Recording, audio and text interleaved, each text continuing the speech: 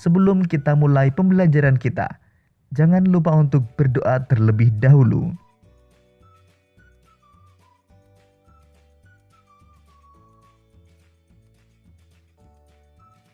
Sahabat cerdas, pada pembelajaran sebelumnya, kita telah belajar lebih jauh tentang perpindahan panas secara konduksi.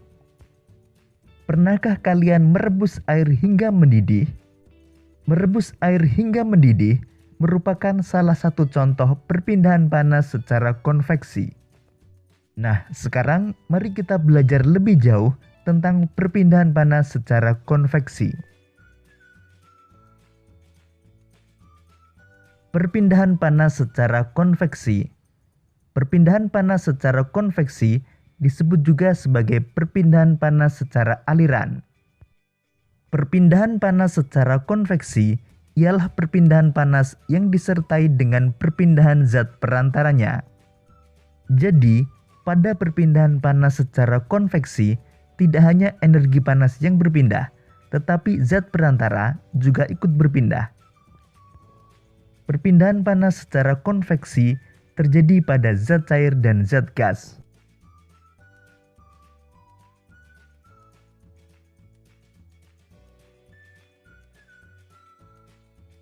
Perpindahan panas secara konveksi dapat kita lihat pada saat memasak air di panci. Air yang panas terlebih dahulu adalah air yang berada di bagian bawah panci. Air tersebut mendapatkan panas dari panci yang terkena api. Kemudian air yang panas akan naik dan yang dingin akan turun. Begitu seterusnya, peristiwa konveksi terjadi selama proses memasak air.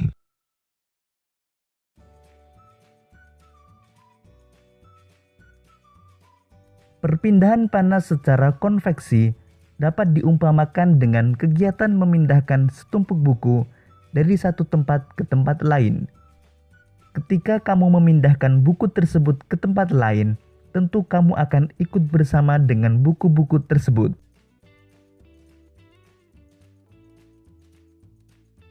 Contoh lain peristiwa konveksi adalah terjadinya angin darat dan angin laut. Angin darat adalah angin yang bertiup dari darat ke laut. Angin darat terjadi karena udara di darat pada malam hari lebih cepat dingin daripada udara di laut. Sehingga udara yang berada di atas laut akan naik dan udara dari darat akan menggantikan posisi udara yang naik tadi. Sedangkan angin laut adalah angin yang bertiup dari laut ke darat. Angin laut terjadi karena pada siang hari daratan lebih cepat panas dibandingkan di laut. Sehingga udara di darat akan naik dan udara dari laut akan mengalir ke darat menggantikan tempat udara yang naik tadi.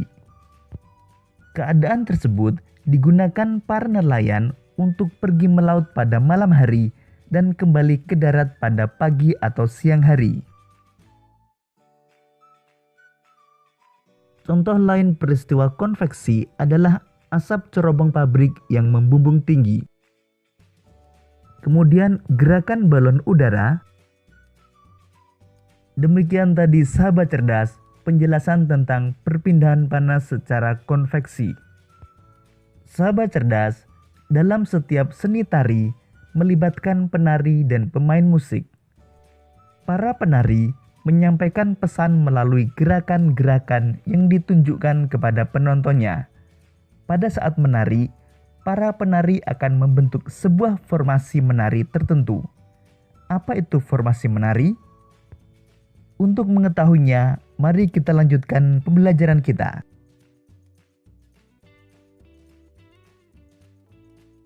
Pola lantai dalam seni tari.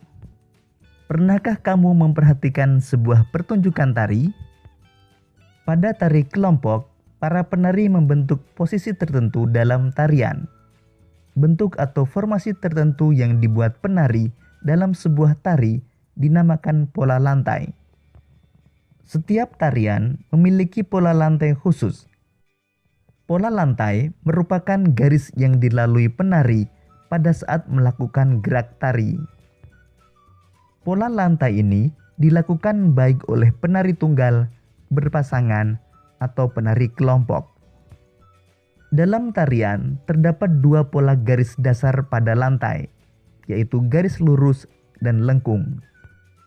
Berikut ini pola lantai dalam seni tari.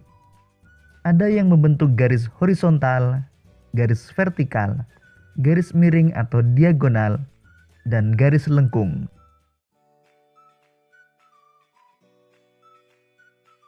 Pengembangan pola lantai lurus dapat berupa pola lantai zigzag, segitiga, segi empat, dan segi lima.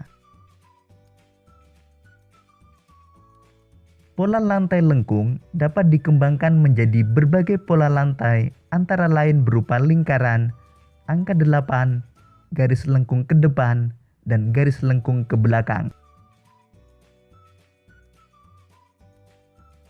Berikut ini adalah dua jenis tari daerah yang memiliki pola lantai yang berbeda, yaitu tari jaran kepang dan tari bedoyo semang.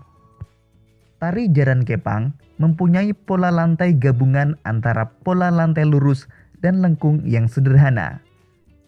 Pola lantai yang digunakan pada tari ini antara lain pola melingkar, garis lurus ke depan, dan garis horizontal. Pola lantai pada tari jaran kepang tidak memiliki makna tertentu. Pola lantai dibuat untuk formasi penari. Tari bedoyo semang mempunyai pola lantai yang sudah tertentu dan mempunyai makna tertentu.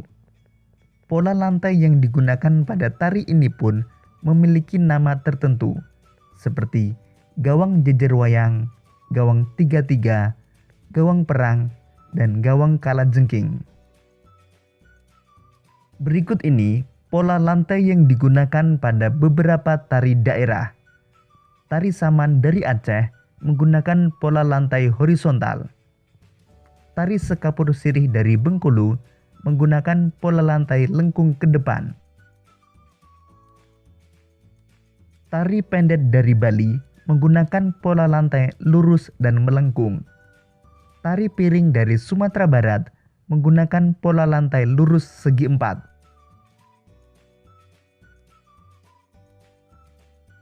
Demikian tadi sahabat cerdas pembelajaran kita pada tema 6, subtema 2 dan pembelajaran kedua. Untuk menguji pemahamanmu, kamu dapat mengerjakan latihan soal yang terdapat pada deskripsi video ini. Sampai jumpa pada pembelajaran berikutnya. Tetap semangat dan selamat belajar.